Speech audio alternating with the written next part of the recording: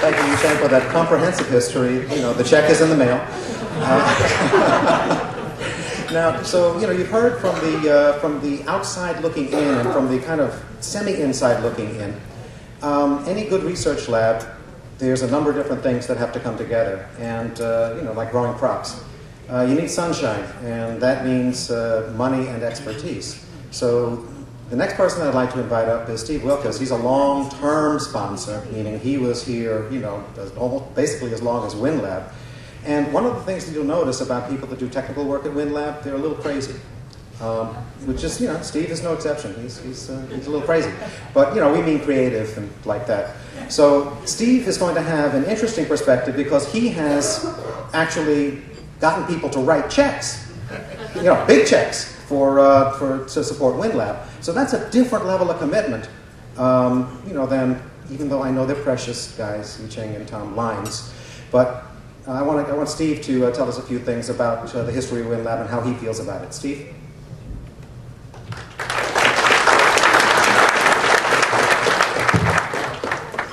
Thank you very much. Thank you, Chris.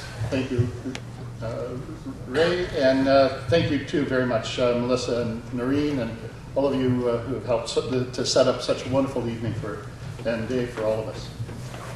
I rise today to toast, on behalf of the industrial affiliates. Ray is kind enough to refer to us as the sponsors, but I know that we're not the major source of your funding. In fact, it made me think. My wife and I were doing our civic duty the other day. We were going through the recovery.gov website and clicking on various icons in the state of New Jersey and in this congressional district.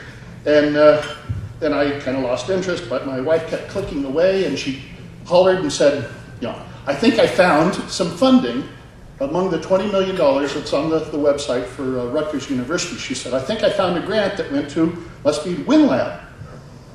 And she read the abstract to me for this $427,000 grant that says, signal transduction pathways play a key role in many cellular functions, as well as intercellular communications. However, elucidating the exact mechanisms involved in signal transduction pathways is non-trivial. Crosstalk exists between different pathways. The response within a population of cells can vary significantly, and only limited measurement capabilities are available for observing intercellular signals.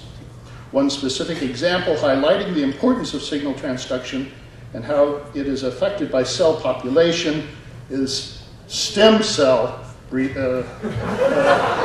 differentiation. And now, I'm sure Chris Rose, with all your latest interests in thinking about the communication theory aspects of stem cell research and so forth, this is probably right up your alley. Maybe it's all your money, right? But it does highlight one of the first and biggest interests of us sponsors. We making sure that WINLAB does our kind of cellular research. But of course, we want more.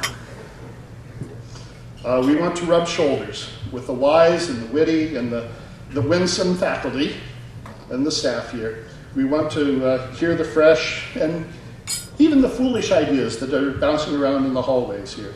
We want to meet and listen to, maybe inspire or be inspired by the real product of WINLAB, the students.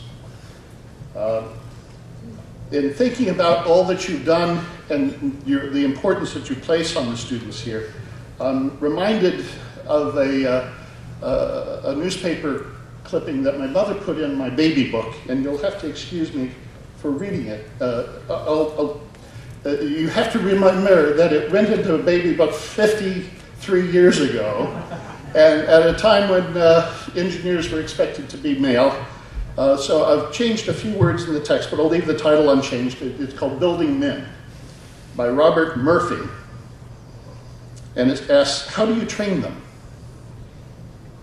There they stand before you, clean and lanky with a lock of bright morning in their faces, appealing in the way that morning is, that youth is, that hopefulness of youth.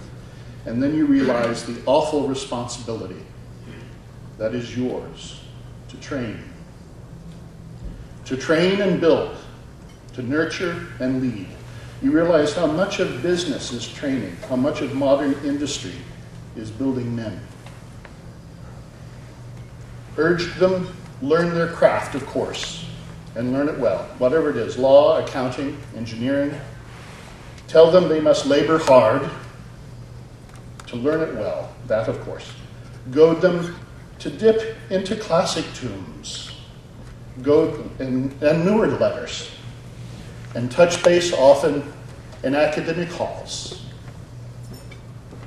and move about in tasks foreign and unfamiliar.